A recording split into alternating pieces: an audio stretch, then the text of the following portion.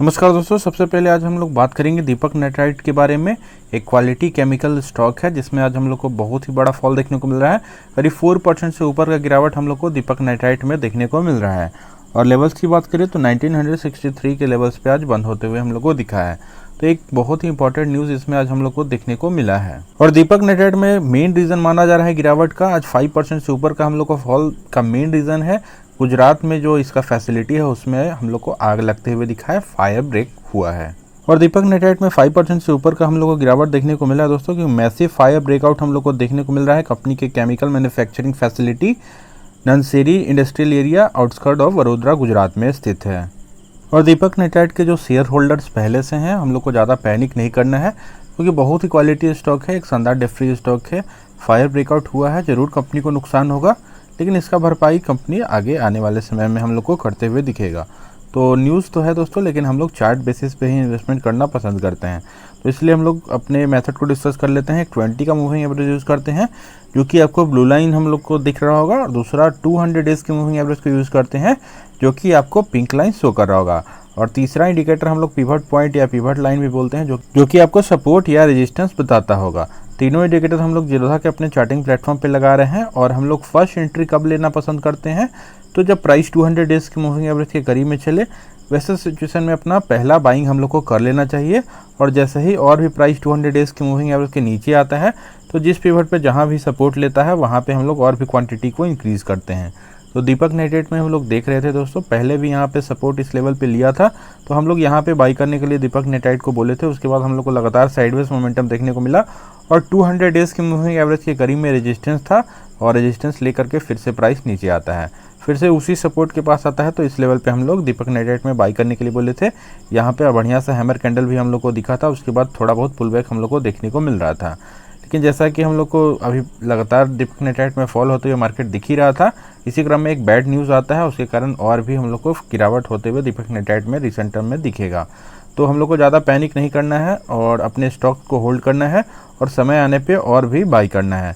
अगर इस लेवल पे आप लोग दीपक नाइट्राइट को पहले बाई कर चुके हैं तो यहाँ पे फिर से कुछ एवरेज करना है तो कर सकते हैं, नहीं तो अगर पहले से यहाँ पे बाइंग बढ़िया क्वांटिटी में है तो यहाँ पे बाई करने का ज़रूरत नहीं है।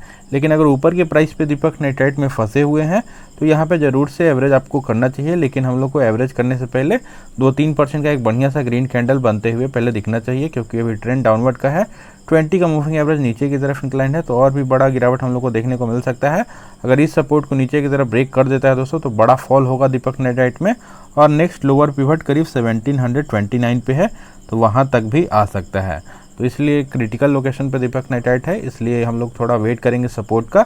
अगर एक बड़ा सा ग्रीन कैंडल बने तभी क्वांटिटी बाई करना है, नहीं तो वेट एंड वॉच करना है। इसलिए अभी हम लोग लेवल्स की बात नहीं कर रहे हैं, क्योंकि जैसे ही इस लेवल को ब्रेक करेगा, यहाँ पे रेजिस्टेंस है 2049 पे बढ़िया पिवट रेजिस्टेंस है, तो इसको ऊपर की तरफ ब्रेकआउट देगा तब आप लोग बाई करके चल सकते हैं, कुछ एवरेज कर सकते हैं, नहीं तो नेक्स्ट लोअर पिवट पे आप लोग कुछ बाई कीजिएगा।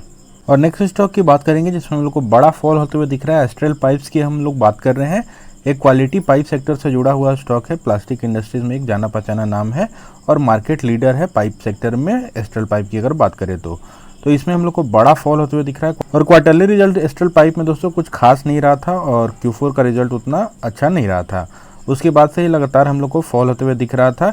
एक इन्वर्टेड फ्लैग पैटर्न हम लोग को दिख रहा था, उसके बाद हम लोग को नीचे की तरफ ब्रेकआउट होता है एस्ट्रल पाइप में और बड़ा फॉल होते हुए दिख रहा है।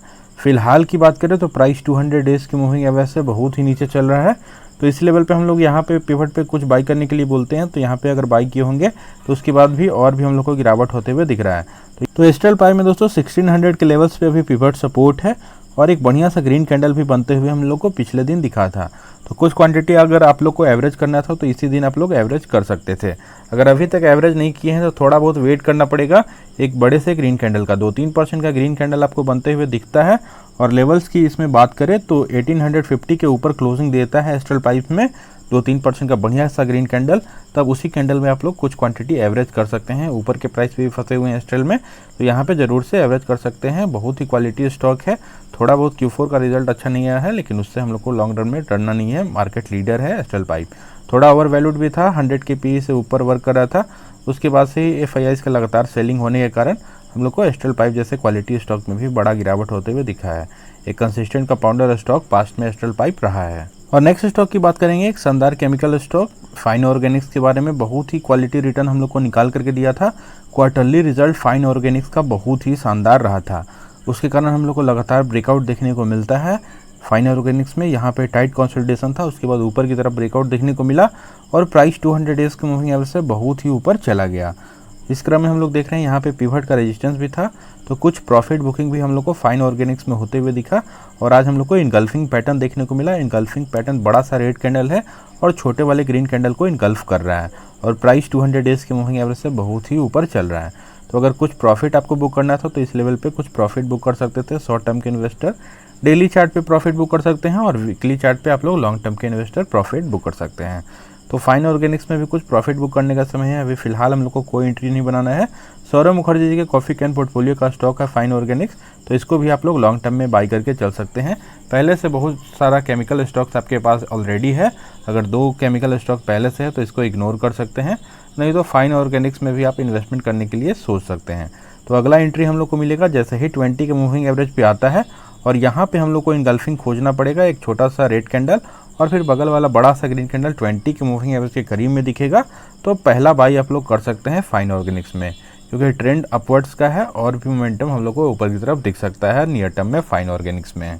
वहीं फाइन ऑर्गेनिक्स की अगर क्वार्टरली रिजल्ट्स को हम लोग कंपेयर करें तो मार्च 2021 के क्वार्टर में 323 करोड़ का हम लोग को सेल्स देखने को मिला था, जो कि मार्च 2022 के क्वार्टर में बढ़ करके 617 करोड़ का हो चुका है। तो हम लोग को नियरली डबल होते हुए सेल्स दिख रहा है ईयर ऑन ईयर बेसिस पे मार्च 2022 के क्वार्टर में। वहीं प्रॉफिट आफ्टर टैक्स की बात करें तो 32 करोड़ का हम लोग को प्रॉफिट आफ्टर टैक्स पिछले साल मार्च 2021 के क्वार्टर में देखने को मिला था, वो बढ़ के हो चुका है 122 करोड़ का। तो प्रॉफिट हम लोग को नियरली ट्रिपल होते हुए दिख रहा है ईयर ऑन ईयर बेसिस पे।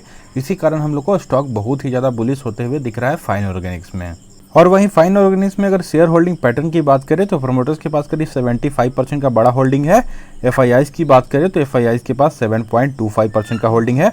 तो पिछले क्वार्टर में भी इतना ही होल्डिंग एफआईआईज के पास था, तो एफआईआईज ने इसमें बिकवाली नहीं किया है। डीआईआईज की बात करें तो इस क्रम में डीआईआईज ने स्टेक बढ़ाया है। पहले 11.21% का स्टेक हुआ करता था, अब बढ़ के 11.64% का हो चुका है फाइन ऑर्गेनिक्स में।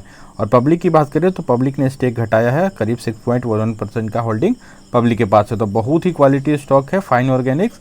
इसका शेयर होल्डिंग पैटर्न भी बहुत ही अच्छा है। 18% के करीब हम लोग को एफआईआईडीआईएस का होल्डिंग दिख रहा है। नियरली 25% का स्टेक ही फ्री था, उसमें एफआईआईडीआईएस का होल्डिंग बहुत ही ज़्यादा है। तो बहुत ही शानदार शेयर होल्डिंग पैटर्न हम लोग को फाइन ऑर्गेनिक्स में देखने को मिल रहा है। और लास्ट में हम लोग बात करेंगे दोस्तों इंडिया मार्ट के बारे में। हम लोग पहले वीडियो में भी बात किए थे, 1-2 वीडियोज़ पास्ट में इंडिया मार्ट के बारे में, और फिर से हम लोग को सवाल देखने को मिला इंडिया मार्ट के बारे में। और इसमें हम लोग देख रहे हैं लगातार गिरावट होते हुए दिख रहा था। प्राइस 200 डेज के मूविंग एवरेज से बहुत ही नीचे चल रहा था। और अभी फिलहाल की बात करें तो साइडवेज मोमेंटम हम लोग को इंडिया मार्ट में चलते हुए दिख रहा है और ट्रायंगल पैटर्न जैसा भी है। तो जिधर भी ब्रेकआउट होगा पावरफुल होगा। तो बहुत ही ज़्यादा नीचे है 200 डेज के मूविंग एवरेज से, तो ऊपर की तरफ ही ब्रेकआउट का पॉसिबिलिटी ज़्यादा है, इसलिए हम लोग को कुछ क्वांटिटी बाई करके चलना चाहिए। पहले तो हम लोग बात किए थे जब प्राइस 200 डेज के मूविंग एवरेज से बहुत ही ऊपर चल रहा था, इंडिया मार्ट ने क्वालिटी रिटर्न हम लोग को निकाल करके दिया था, मल्टीबैगर रिटर्न हम लोग बोल सकते हैं। उसके बाद हम लोग को लगातार गिरावट होते हुए दिख रहा था। तो इसी क्रम में हम लोग बात भी करते हैं दोस्तों, 9000 के ऊपर गया था इंडिया मार्ट। उसी क्रम में हम लोग को कुछ प्रॉफिट भी बुक कर लेना चाहिए था। 10 स्टॉक है तो 3-4 स्टॉक जरूर से इंडिया मार्ट में आप लोग प्रॉफिट बुक कर सकते थे। उसके बाद बड़ा फॉल होता है और स्टॉक करीब नियरली 50% तक हम लोग को टूटते हुए दिख रहे हैं। फिलहाल की बात करें तो इस लेवल पे सपोर्ट था, पहले भी यहाँ पे पिवट का सपोर्ट था और यहाँ पे एक बड़ा सा ग्रीन कैंडल हम लोग को इंडिया मार्ट में दिखा था, तो उसी कैंडल में हम लोग को बाई करके चलना चाहिए था। अगर अभी तक नहीं बाई किए हैं तो एक बड़ा सा ग्रीन कैंडल अगर 2-3% का बनते हुए दिखता है और नियर टर्म में यहाँ पे रेजिस्टेंस हम लोग को इंडिया मार्ट में देखने को मिल सकता है, लेकिन लॉन्ग टर्म में हम लोग को अच्छा ग्रोथ देखने को मिलेगा स्टॉक प्राइस में भी। और ई कॉमर्स सेक्टर में एक दिग्गज कंपनी है इंडिया मार्ट, एक प्रॉफिटेबल कंपनी है। तो इस लेवल पे दोस्तों एक बड़ा सा ग्रीन कैंडल का वेट करना है 2-3% का इंडिया मार्ट में। अगर लेवल्स की बात करें तो 4600 के ऊपर लेवल्स पे आप लोग इंडिया मार्ट को बाई करके चल सकते हैं।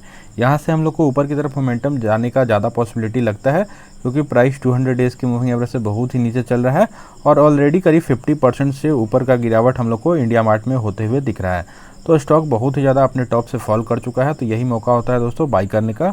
और ऊपर के प्राइस पे भी इंडिया मार्ट में अगर फंसे हुए हैं तो कुछ एवरेज आउट कर सकते हैं। बहुत ही क्वालिटी स्टॉक है इंडिया मार्ट। तो होप आप लोग को वीडियो अच्छा लगता होगा दोस्तों। अगर वीडियो अच्छा लगता है तो वीडियो को लाइक कर दीजिएगा, चैनल को सब्सक्राइब कर लीजिए और अपने दोस्तों में शेयर कीजिए। थैंक यू, मिलते हैं नेक्स्ट वीडियो में।